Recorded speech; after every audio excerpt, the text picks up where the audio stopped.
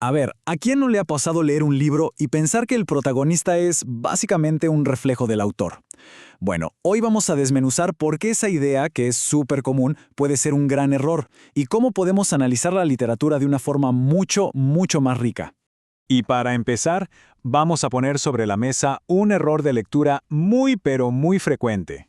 Es una de esas trampas en las que es facilísimo caer, así que vamos a ver de qué se trata exactamente. Y aquí está. Este es el corazón del problema. Esa tendencia casi automática de conectar la vida del autor con lo que escribe. Ojo, es súper natural pensar así, ¿eh? El problema es que cuando hacemos eso, nos arriesgamos a pasar por alto toda la riqueza, toda la complejidad que tiene el texto por sí solo. Entonces, para no caer en esa trampa, lo que tenemos que hacer es algo fundamental. Aprender a separar dos mundos. Dos mundos que sí están relacionados, pero que definitivamente no son lo mismo. A ver, por un lado tenemos la obra literaria.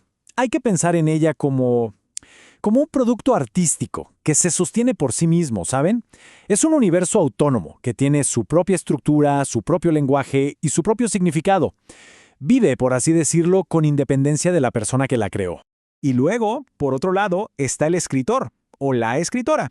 Esta es la persona histórica, la persona real, de carne y hueso, con una vida, con sus propias experiencias y un contexto que, claro, existen completamente fuera del libro que escribió. Esta es justamente la separación clave. De un lado, la obra, ese mundo de ficción con sus propias reglas, y del otro, el escritor, la persona real. Claro que están conectados, por supuesto que sí, pero es fundamental entender que no son la misma cosa. Bien, entonces, ¿de qué nos sirve tener clara esta diferencia a la hora de analizar un libro?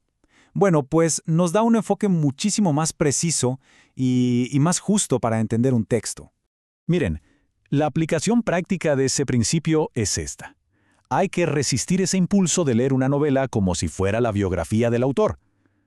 La literatura, claro, se alimenta de la experiencia, pero la transforma en arte, no la convierte en un diario íntimo. Y si quisiéramos resumir toda esta idea en una regla de oro, sería esta, así de simple y poderosa. Autor no es igual a narrador. La voz que nos cuenta la historia es, en realidad, un personaje más, una creación dentro de la obra. No es la voz directa de quien escribe. Entender bien esta diferencia es lo que nos permite dar el salto. Pasar de una lectura, digamos, más superficial a un análisis crítico de verdad, uno mucho más profundo y riguroso.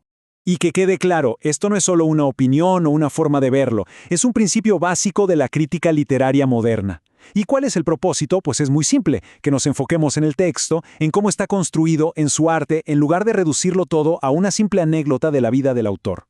Entonces, el punto clave es seguir un proceso claro para que nuestro análisis sea sólido. Podríamos verlo como una guía de 3 pasos. 1. Tratar la obra como algo autónomo.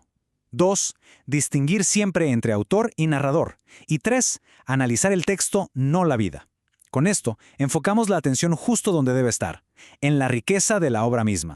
Y bueno, con esto en mente, les dejo una pregunta para que se quede dando vueltas. Piensen en una obra clásica, una que crean conocer muy bien. ¿Cómo cambiaría su lectura? ¿Qué cosas nuevas descubrirían si la leyeran con esta perspectiva? Enfocándose únicamente en el texto y dejando de lado la biografía del autor. Da para pensar, ¿no?